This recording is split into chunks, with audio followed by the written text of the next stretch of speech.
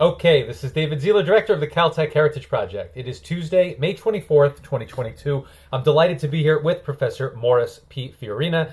Mo, it's great to be with you. Thank you for joining me today. Thanks for having me. Mo, to start, would you please tell me your title and institutional affiliation? Okay, I am currently the Wendt Family Professor of Political Science at Stanford University and a senior fellow at the Hoover Institution. Mo, who is or who were the Wendt family, and what, if any, is their connection to your work? As far as I know, the only connection to my work is they donated the money for the chair. And so you'd have to talk to the Stanford development people for that. But my understanding is they are one of the largest window manufacturing companies in the world. And they make windows which are purchased under different other names. And I believe they're headquartered in Oregon or so. Very nice people. We have a wonderful dinner to inaugurate the chair. And I check in with them every year or so on what I'm doing. Mo, your affiliation with the Hoover Institution, is that more of a courtesy appointment, or does the Hoover Institution really play an important role in your research? Oh, it does. I mean, it's certainly not a courtesy. I'm joint with them. And as are a lot of people here, probably about 6 or 8 of the political science people are joint with them. And not just conservatives, by the way. Mike McFaul is a Hoover Fellow. He was Obama's ambassador to Russia. And there's several other noteworthy Democrats who are on the Hoover payroll as well. Hoover is a place where if you're, especially at this stage in my career or when I came here, where when you'd like to have a little more impact on the national conversation and not just be publishing in professional journals that are read by maybe 200 or 300 other people in your field. And so it was sort of the right time, career time for me to move to Stanford and to take up this more open sort of a role. I write more now, or I write more certainly than I did at Caltech. I never wrote. Well, that's wrong. I guess I've always had this part in my bag, but doing more to at Harvard, writing something for the New York Times, the Washington Post was sort of a demerit. That was not really serious. Whereas at Stanford, that's considered, and at Hoover especially, that's considered sort of part of your job. Mm-hmm. More because you can serve as a public intellectual. That's something that's celebrated at Hoover. Is that the idea? Yes, and especially again, I think we might have gotten away from it a little bit, but under Condi, she's really coming back to this point, Condi Rice, our new director, that there has to be an honest broker out there. There have to be academics who are not left-wing or right-wing, but who actually look at, they're data-driven and sort of try to, like we have a project that's going to get started in the spring about how can we make the electoral process more, just not look as bad as it does. We don't believe there is any systematic fraud, but there's a lot of features of the process that just make people sort of think there could be.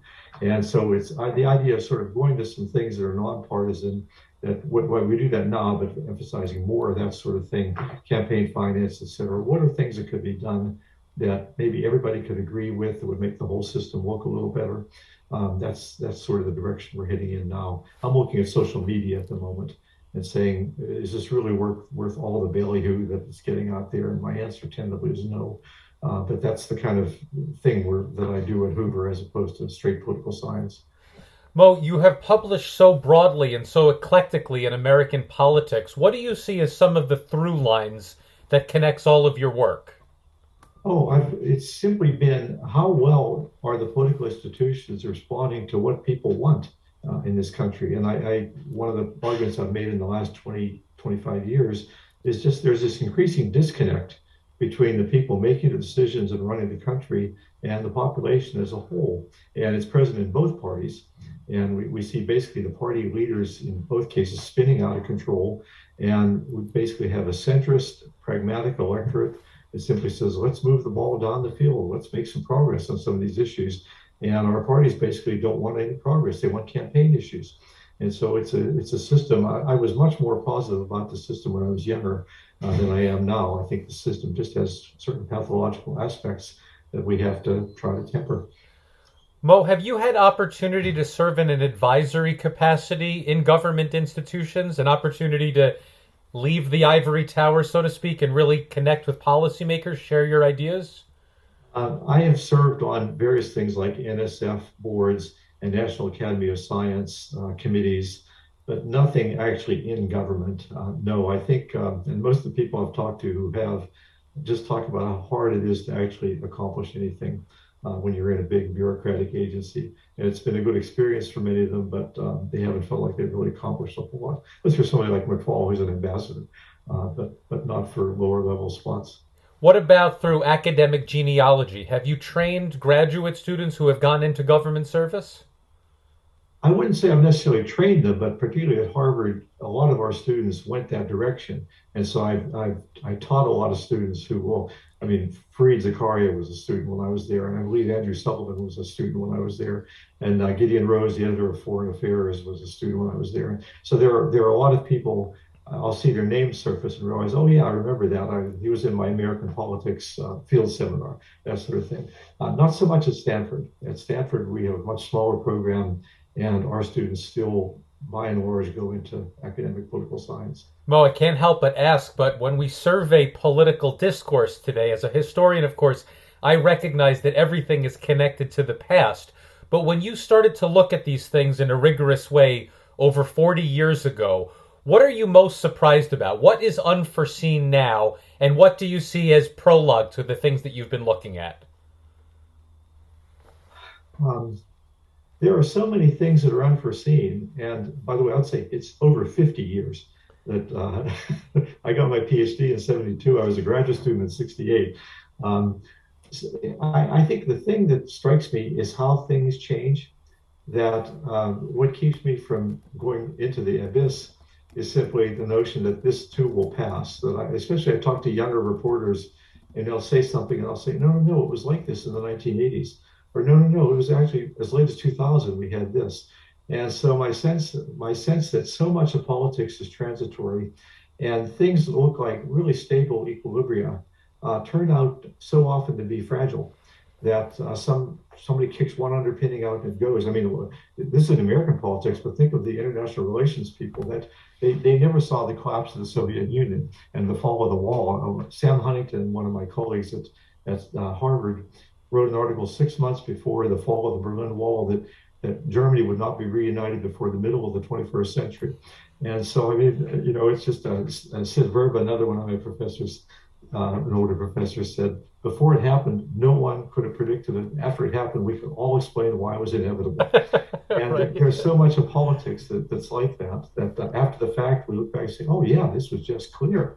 And so I guess that's what I've learned so much from 50 years of studying politics.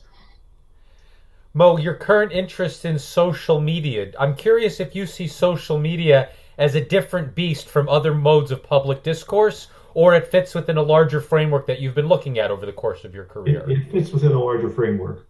And that's my basically every time a new technology appears, there are laments about how this is transforming American life for the worst. I mean, you go back to the automobile, radio, et cetera.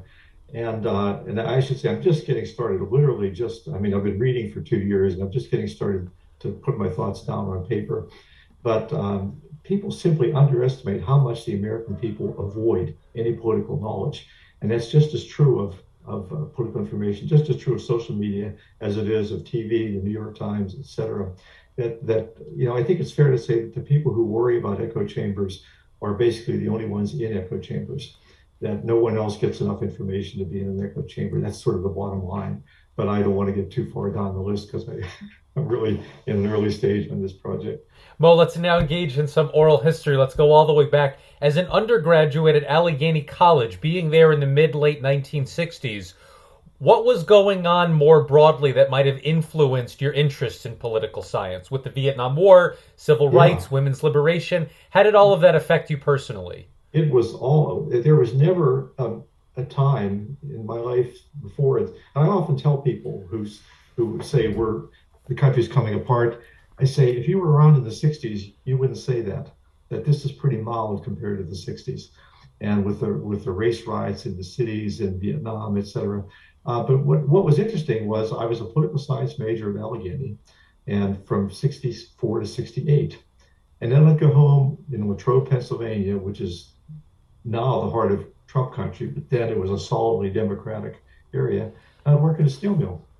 And my books at Allegheny were telling me about how the country was majority Democratic and people really didn't vote on policies.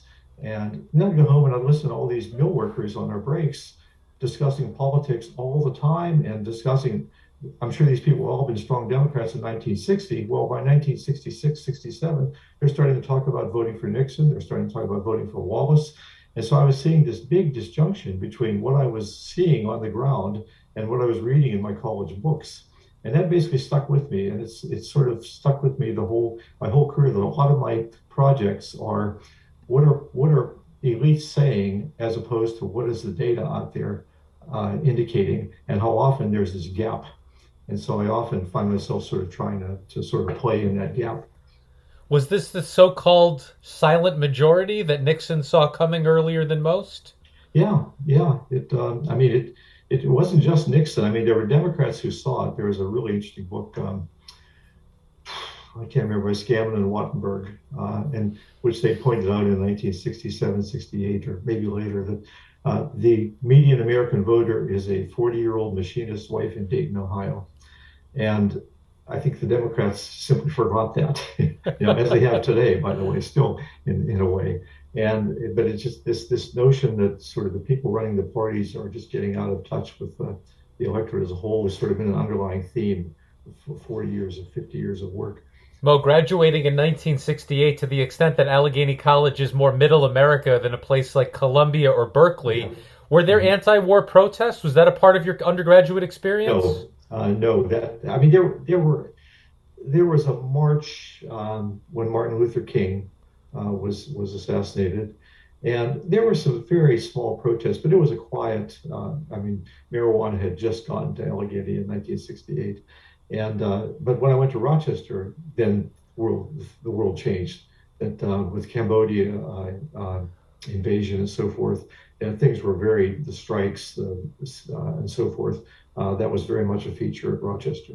Was the draft something you needed to contend with? Oh, sure was. I basically the when Johnson took graduate school deferments away in the spring of 1968. I think it's being more recognized now, but this is one of the things that radicalized the country. That, put it bluntly, if you were middle class and you had some connections, there was no reason you had to go to Vietnam. Some doctor would write you an excuse, or there was some way to get out, or you could just go to law school, graduate school, etc. And then they took away the deferments, and suddenly the draft reached people who had been protected from it before, and their parents. And their parents were the kinds of people who had influence. And so everything just changed with the draft. Now, what happened in my case is I got my draft notice the day I got home from college. I was called up and I failed my physical. It was probably the happiest day of my life, or at least it ranks up there with getting married and having your children. It was just a fluke. I had a childhood illness that under their regulations got you out. It didn't affect me in any way, but under their regulations, I was 1Y. And that's also why I ended up at Rochester rather than Stanford, that I had been accepted at Stanford for graduate school, but I was sure I was going to be drafted. And I wrote to everybody else who accepted me, and I asked, if I'm drafted, what happens? Do I still have my admission, my financial aid? And Stanford said, we guarantee your admission. We can't guarantee your graduate assistance. Rochester said, we guarantee everything. And Rochester was only a couple hundred miles away, so I said, all right, I'll go to Rochester. What was Rochester known for at that point? In other words, why was it considered in the same league of applications as a place like Stanford? They weren't. I mean, my advisor, John Kessel, the late John Kessel, was a great man. He had me apply to several of the best mainstream schools, Michigan and Stanford. And he said, there are a couple other programs that are doing interesting, innovative stuff. He said, and I know you'll get into these just because they don't get the best graduate students yet. And he said, North Carolina was doing causal modeling, a statistical thing. Rochester was doing theory, game theory, formal theory, social choice theory, and that's unique. And so I ended up applying. I got into all these places, but ended up going to Rochester. So it was really sort of a fluke. I mean, it's amazing how careers can be affected by just dumb luck and just random events. What kinds of topics did you want to pursue in your graduate research? What were you interested in? I was always interested in elections, always interested in basically democracy, representative government. My senior thesis or my PhD thesis was called Representatives, Roll Calls, and Constituencies. And it was just, again, it was more of a theoretical account, very basic algebraic kind of models. But that was unique in those days. It was very unusual. Other few people like John Fairjohn were the only ones out there doing it. And so that's been, if somebody asks me what I do, I'd say representation. That's been my guiding sort of like the whole career. It was a few years after, of course, but did you find Rochester to be a more political place than Allegheny? Uh, the undergraduate student body, yes, although maybe Allegheny was by that point too. I don't know. But certainly the political science department, there were a few active people, but most of us were pretty much, we're heads down, focused on our getting our PhDs. What would you say were the main arguments or conclusions of your thesis? Um, Well, a lot of it, there were a lot of contradictions in the empirical literature. Basically, people did a lot of correlational analysis. And the basic contributions were I was able, with sketching out some simple models, to explain why these weren't contradictions. That the hypotheses that people were entertaining was just too simplistic. And if you built some simple models, you could sort of just shed light, just sort of, it was basically kind of taking a literature that was considered really a mess and saying, no, no, here's how to look at it. So here's why this study isn't really in conflict with this study. It's just they're looking at different things if you look at this. And I mean, it's sort of a little hard to explain, but that's basically what it was all about, just 250 pages doing that. Mo, in the way that you emphasized that Rochester was doing innovative things in theory, was your graduate research, would you say, was it a product of that? Did you emphasize theory more than you otherwise might Oh, have?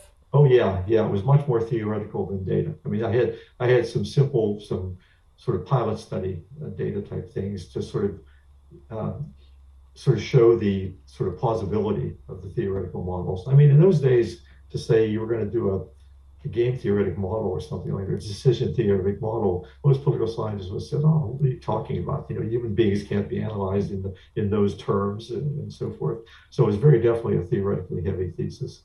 Mo, were you always on the academic track? In other words, when you got into your second and third year, did you ever think about public service, or was it always going to be a professorship for you? It was a professorship by then. I mean, Rochester, there everybody was going to be a professor. There was no, I don't think any other career track people were interested in. Now, how normal was it to skip over the postdoc and go right to faculty Well, opportunities? there were no postdocs in those days, and there still are very few in political science.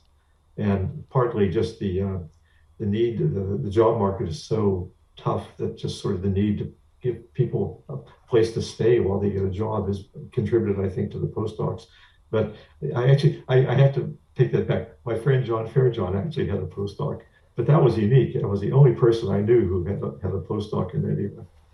Now, when did you go on the market? Before you defended? No. Oh yeah. Sure. In I was on the market. Actually, a couple of places contacted me in my third year when I was just getting started on them, and my advisors said, "No, don't go on the market." By that point, people were getting interested in this stuff, and maybe we should sort of invest a little bit in this stuff. And so the fourth year, I went out on the market in the fall of my fourth year and the winter of my fourth year, and I'd already accepted the job, defended in May, and then left for Caltech in July, I think. Just to broaden out, as you mentioned, people were starting to get interested in this kind of political science. What do you think accounts for that? What's going on academically and socio-politically that might suggest this broadening interest? I think just a couple of our older students had done some interesting work, some interesting modeling, and some of the places we're looking around. I mean, not the top 10 universities, basically. Well, yeah, I mean, it was sort of like I'd say I'd put it that way. They weren't the top 10. The Harvards and Stanfords and Berkeleys and Michigans wait to make sure something is definite before they invest. They can do that. It was the places that were interested in making a splash, like the North Carolinas and the Rochesters of an earlier era, and also the second 10, the ones who said, well, maybe this could be our wave. And so I think like the places I've been interested in were Penn, Ohio State. So they wouldn't have been in that top tier of places. And then the other possibility for most of Rochester was places like Carnegie Mellon, Washington University, who were interested in doing this sort of thing, and of course Caltech came in late. Now, to the extent that you thought about Caltech at all before the job offer, did you even recognize that they had a social science program? No, no, I did not. I don't think I'd ever basically heard of Caltech except for the some of the stunts that pulled at the Rose Bowl, and I actually can't even remember how we initially made contact. Maybe through Fairjohn. I mean, John came out of the market the year before me, even though we arrived at Caltech, and so it might have been through people on the market sort of interviewing for the same jobs, talk obviously, and I think John may have said apply to Caltech or send your stuff to Caltech. I or there could have been some faculty contact. I don't know because there was really no. I think Bob Bates was the only political scientist at Caltech when John and I arrived, and so it would have had to come through a non-traditional channel. But once I interviewed, I came to Caltech in December, and it was sort of snow flurries when I got on the plane in That's a Rochester. good time to go to And, Caltech from and I got to the Rochester. Athenaeum and I threw open the shutters, and there were sort of palm fronds just sort of waving over the red tile roofs. And I called my wife and I said, if they make me an offer, I'm coming. So, Mo, to clarify, was there an open position you applied to? Were you recruited? How did that work? I don't remember. I mean, they were growing, so I'm sure they had. I mean, you can't do a search unless you have authorization. So they obviously had an opening. And I actually came with a joint appointment in the Environmental Quality Laboratory. So I spent my first contract joint with the EQL and then Division of Humanities and Social Sciences. So I think a lot of places, especially now, we piece together appointments. You have 130 you here, 130 you here, and 130 you here. And that was not as common then, but that's how I started at Caltech. And intellectually, what was the connecting thread with EQL? How did that fit with political science? Well, I think they sort of were beginning to realize that environmental policy was not just a matter of technical solutions, that you basically had to get it through governments. You had to sort of get people on. I remember one sort of heated argument at an EQL meeting where some of the engineers were talking about the train system they were going to install, and I said something like, "How do you get people to ride it?" And I kept sort of pointing to something that just made no sense, in the spread out area like LA. And finally, one of them yelled at me, "Well, line them up and shoot them if we have to," And it was sort of so. I mean, there was like there were two of us. Dave Montgomery was an economist, and he was sort of saying, "Well, these things are going to cost," and I was the political scientist saying, there's sort of, and by the way, these are still here, right? My friend Bruce Kane, who was at Caltech, I don't know if you're going to talk to him, who went to Berkeley and now he's at the Woods Institute, and he's deeply involved with all the sustainability stuff. And he just says that the level of naivete about politics among the engineers and the environmental scientists is just so striking that you sort of think, where do I start explaining to these people why that's not possible? Sort of, Mo, administratively, was HSS up and running by the time you joined the yeah. faculty? Oh yeah. Bob Huttenbach had things going and then hired a bunch of economists. They hired Lance Davis, I think was working closely with Bob and building it up. And they had just hired fairly recently Charlie Plott and Dave Grether and Jim Quirk. And then Montgomery had come, I think, a year or two earlier, and then John and I arrived. And so we were building. And then a couple years later, we hired Bruce Kane and Gary Miller in political science. And no, it was, so I was there it went from sort of fairly embryonic to sort of building out in the 10 years I was there. Now, a question I'm always interested in. Do you have any insight why the social scientists took on graduate students, but the humanities faculty did not?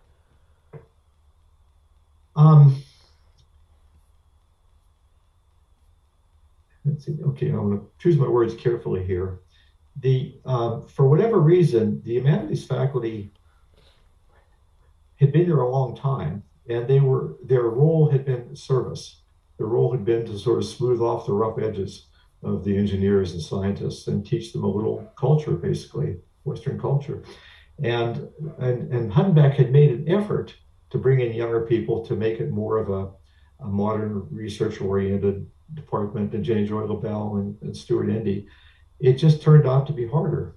that it wasn't, and whether it's because the humanities were so far different from I mean, with the social scientists, basically what happened would get a few majors every year, undergraduates who would sort of, they realized they weren't going to be a Nobel Prize winner in physics, but there was some really interesting stuff going on in economics or in political science, and they become, we sent them on to graduate schools in places, and it seemed fairly not very difficult to recruit good graduate students, people who were technically didn't have political science degrees or economic degrees, but often had math degrees or something. And so it just seemed like a natural thing to get graduate students in social sciences, but they didn't develop the faculty in the humanities to sort of, now maybe they have, I've really been out of touch for a long time. So maybe they have that kind of faculty now, but they simply didn't have a faculty then that any self-respecting English PhD would have thought about coming to Caltech. Now, in the way that you emphasized all of the work that Bob Huttenbeck had done, what was your sense institutionally at Caltech? The provost, the president, the board of trustees, did they need to be convinced that promoting social science was in the interest of Caltech, or were they along for the ride? They recognized this themselves? The person to talk to about that would be Roger Knoll. Because I was just an assistant professor who didn't know anyone at Caltech, and whereas Roger was all his undergraduate there, and he was deeply involved from the get-go. And so I don't know, but I think their attitude probably was like the attitude of the administration here at Stanford, that political science especially is so cheap compared to everything else they deal with. You can hire 10 political scientists for one lab for an intro bio guy, and so I think their view was, well, throw a little house money on this and see if anything grows. It just didn't probably, just don't embarrass us. Don't, if anything good comes out of this, fine. Just. Mo, nowadays, of course, we see so much cross-pollination at Caltech. You have economists talking to neurobiologists. Was that culture, that interdisciplinary culture between the divisions, was that present even from when you joined the faculty? It was more there than I think in a lot of places, partly because the institution is so small. And there were things like Friday night at the Athenaeum, just sort of, I don't know if it's still there, but just everybody went. And I mean, and babies were crawling around under the tables, and you'd be sitting there with a math PhD, and we played basketball at noon, and there were just so many ways, it seemed like, especially in such a small institution, to get to know people. And our own group was so small that your life would have been poorer if you limited your interactions with the two or three other political scientists and the three or four economists. That I knew people in math, and I was on the rugby club, and so I knew people from sort of all. All other sort of the New Zealanders and Australians who were in other departments. What was your research agenda by the time you joined? And do you think that being at Caltech with its unique approach influenced the kind of work you did at that point? It continued to educate me because the average economist knew so much more than these technical things than the average political scientist. So I continued to learn. I don't think it affected my agenda that much. I'd already done some experimental work with Bill Riker at Rochester, so it's sort of natural for me to do some experimental work with Charlie Plott. And John and I did a bunch of stuff together. And I think I just sort of continued pretty much on a straight line from what I'd been doing in graduate school. Now, was the representatives' roll calls and constituencies, was that a revision of your dissertation? Yeah, it was just 100 pages shorter. Getting rid of all the fluff and making it tighter. Yeah. Mm-hmm. And did that take on more quantitative analysis as a result of being at Caltech, would you say? No, I basically didn't do anything more than that at Caltech other than cut 100 pages. I just sat down, took the thesis as it was, and the editor asked me to cut it by 100 pages. I did it. They published it, and then I moved on to other things. And both theoretical and empirical, although steadily moving in a more empirical direction. Now, would you say Congress Keystone of the Washington establishment exemplified that more empirical approach? Yeah, but it also exemplifies the interest in talking to a broader audience. And because, essentially, a lot of it's qualitative. I spent 2 weeks mucking around in congressional districts in another area of the country. I did a lot of interviews, so it wasn't even I did two books in short order. Um, so I sort of knew I was taking a chance with the Congress Keystone book, that it was unusual for that era, especially unusual to be critical of Congress. And I took some nasty reviews from some of my very senior colleagues in the Congress field, and I turned right down to retrospective voting, which was very quantitative. And that was to reestablish my bona fides as a serious quantitative scholar. And so I managed to sort of keep keep in touch, keep a foot in both camps with those two books in quick. And I actually had one guy at Harvard say, I would have voted against you on the basis of the Congress book, but I really liked the retrospective voting book. Mo, what was going on in the 1970s? All of the revolutions in Washington, the post Watergate, post Vietnam. How did that affect the way that you looked at Congress? Again, it was like I mentioned in the '60s. What I was seeing in Washington didn't fit the textbooks.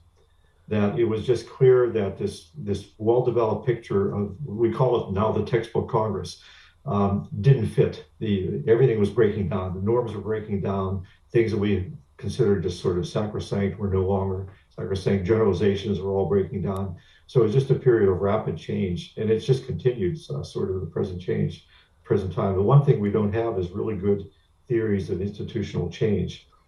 Again, if things look really stable, and it turns out they aren't. Your next major book, Retrospective Voting in American National Elections. What did you mean by the term retrospective voting? Well, there was a lot of political science work at the time that talked about how, in order to have a representative system, you had to have voters aware of the policy issues, aware of where the candidates stood on the policy issues, and voting on the basis of their policies. And there were all kinds of analyses saying that just wasn't the case. Voters didn't know much about the candidates, they didn't know. And I resurrected an idea by a famous old political scientist named V.O. Key from the 40s, 50s, and 60s that said people don't need to know all that. It's right now. When people go to the polls in 3 or 4 months, they're going to be thinking inflation, crime, God, monkeypox. I mean, Biden can't buy a break. It's just sort of when the locusts are coming next, and they're going to vote against the Democrats. I mean, that's just sort of like the way elections work. The people sort of look around them. And in 1968, those mill workers, they were looking at the body bags coming home. They were looking at the riots in the cities. They didn't know where people needed to know on stand on the issues. They knew the Democrats were in office. So they're going to hold the Democrats responsible for this. That's the way the system works. And so that was the empirical thing. And then I did a lot of sort of more technical stuff to try to revise the notion of party identification. And that was what I really got known for, was getting away from a social psychological concept of party ID to a more instrumental concept of party ID. Mo, even before 1982, was your sense that Caltech was a place that institutions like Harvard and Stanford were looking to recruit from? No, I mean, I think what happened was we did so much. I mean, and I say we collectively, the political science group at Caltech in the '70s, that I think by that point, people began to say, okay, this really is not a flash in the pan. Yeah. This sort of work is going to take off. And one person after another. I mean, after John went to Stanford, I went to Harvard. Ken Shepsey went from WashU to Harvard. Yale tried to recruit Peter Ordashuk from Caltech. It was basically all of the top 5 schools suddenly realized, okay, we need to invest in this. And I think it was just a function of how much work this group was doing, good work in the 1970s. Beyond the amount of work and the quality of the work, was there an intellectual cohesiveness with you and your colleagues at Caltech that we might think of as a Caltech school? Oh yeah, definitely.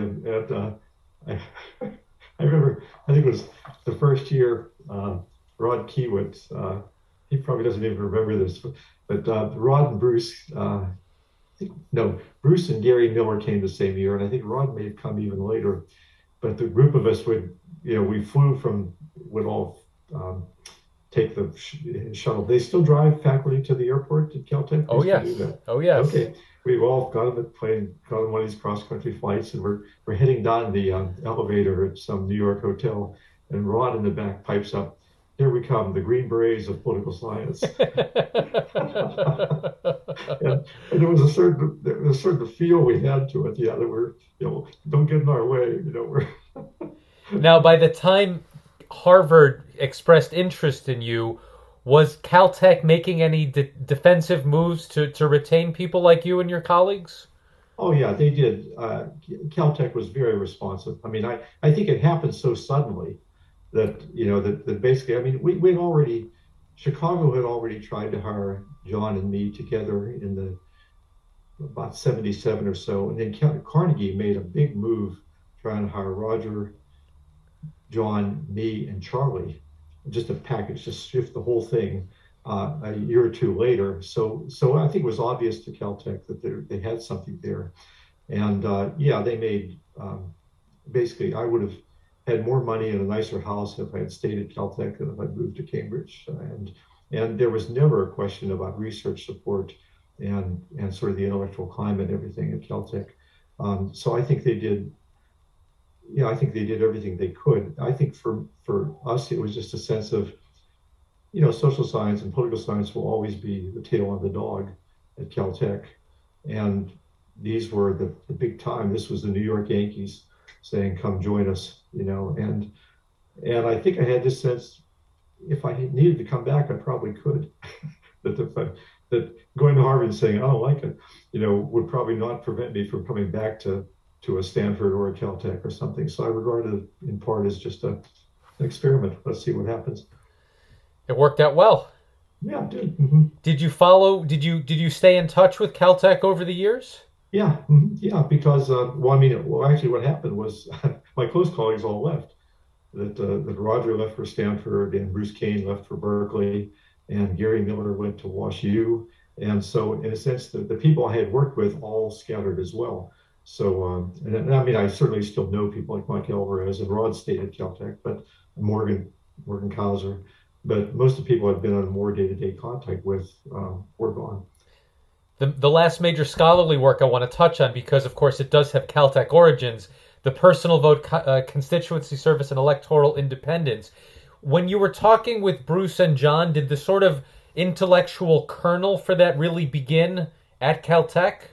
Oh yeah, yeah, because John and I had been talking for years about the incumbency advantage, and essentially the Congress book was almost a product of John teasing me about how it impeached my older work. So I had to take a close look at this area and say, all right, why didn't it impeach my earlier work? And Bruce was a student of British politics at that time. And the question is, well, Britain has a single member district electoral system like we do, but they don't have a big incumbency advantage, do they? And so the conversations sort of started, and the project, I think we got 2 NSF grants. The project came out of that. Mo, this idea that at a place like Caltech, the kinds of things you were working on would always be the tail of the dog, right? Just to investigate that a little further, is that inevitable simply because of the kind of institution Caltech is? Are there things it could have done or has done since that would make that not an obvious conclusion? Yeah, I think at that point, political science was still just political science. But as you alluded to earlier, there's much more interdisciplinary work today. That Stanford has just established this big new sustainability school, and it's going to have political scientists. I mean, it's and there are now, like I say, Bruce Kane working all the time with climate scientists up here.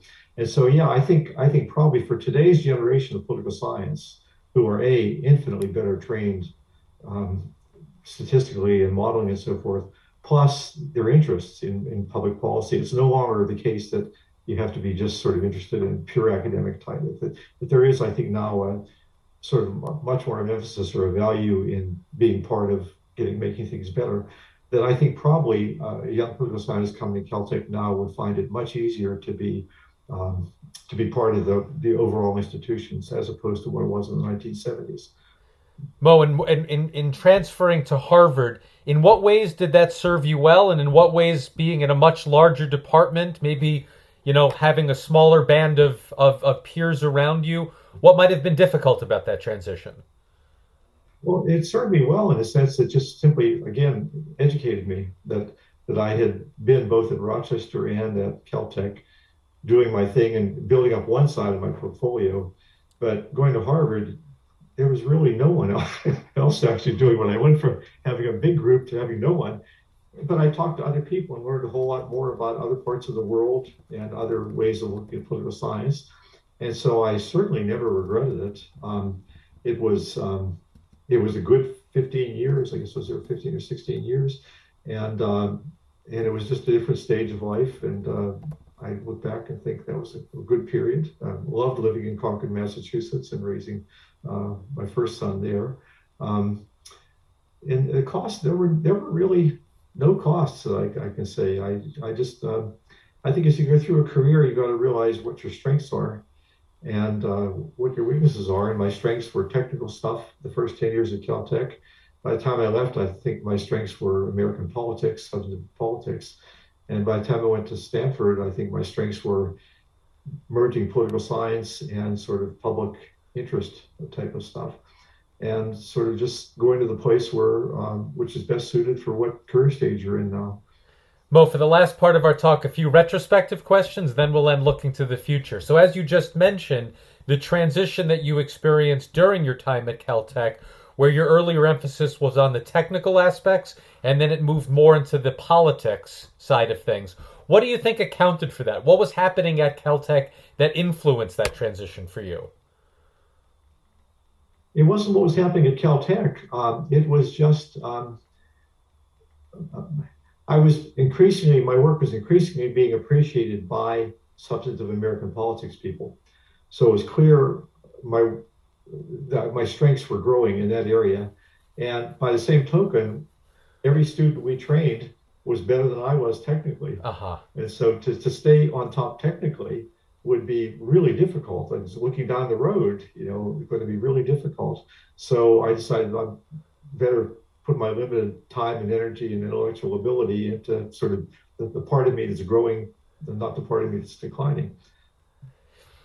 Is that because the students, even if they were coming to Caltech in political science, were by definition more technically oriented in order to be attracted to a place like Caltech? Yeah. No, they were often arriving with good technical skills, and we were a strong technical department and we were training them very well. And we weren't the only ones. As this was growing, Bernie Groffman at Chicago, John Fairjohn at Stanford, there were occasional people coming out who had sort of gotten lost and wandered into the economics department and wandered into the business school and learned these tools. And so it was happening not just at Caltech. Carnegie was producing students, not so much WashU, but yeah, they were coming here and there. And so the field was broadening. Mm-hmm. And the idea that, as you say, nowadays, it's much more normative. There's so much more interdisciplinary work among social scientists and hard science, if you will. In what ways did Caltech innovate that? Was it ahead of the curve? And in what ways, more generally, what was going on in academia, Caltech was just part of these glacial developments? Well, certainly the latter part's true. Again, talk to Roger. I think Roger just sort of, he was a few years ahead of us. He was more involved in Washington and policy. And I think he'd probably have a better perspective on whether Caltech was just part of a trend or whether it's in fact leading the trend. And over the years, have you kept up? Have you followed what social scientists have been doing at Caltech? Not as much. I mean, I read occasional stuff by Mike Alvarez, but again, the technical side is still very strong, and that's not where I focus my energies and reading on these days. Mm-hmm. Finally, Mo, last question for you. What do you see as the outcome of your current interest in social media? And to the extent you could look beyond that, what are the next big projects on the horizon? I'm just getting off polarization and just starting on social media. And the outcome is muddying the waters. I mean, I'm a contrarian. Whenever I tell my students, I said, anytime you hear a politician or journalist make some big generalization, your reaction should be, where's the evidence for that? And that's basically what happens is I'll hear what's becoming conventional wisdom, and I'll say, what's the evidence? And I'll go start to look, and I'll find, it's really fragile that there's this study, and that one's 25 years old, and actually this study contradicts it. And that's what, in reading the social media stuff, I got interested in because of the implications raised for free speech. and free expression and so forth. And as I started to read some of these, not you got to read the technical literature. And this is a lot of it's beyond me. You start reading computer science, you start reading these studies of 100 million Twitter posts, and you find out 2% of them were political, or something like that. And only 20% of the people in the country have a Twitter account, and you start reading and think, wait a minute, this is a threat to American democracy. And it's sort of that sort of thing, just gathering up the evidence and saying, I'm going to throw it out there and say, is this really something we ought to be worrying about, as opposed to certain other things that are threats to democracy? So it's my goal is to muddy the waters the way I did on polarization, make people think more carefully about things. Mo, it sounds like with that research approach, scholarly topics more find you than you find them. That's, in a way, it's true. Yeah. Mo, this has been a great conversation. I'd like to thank you so much for spending the time. Okay. Thanks. I've enjoyed it.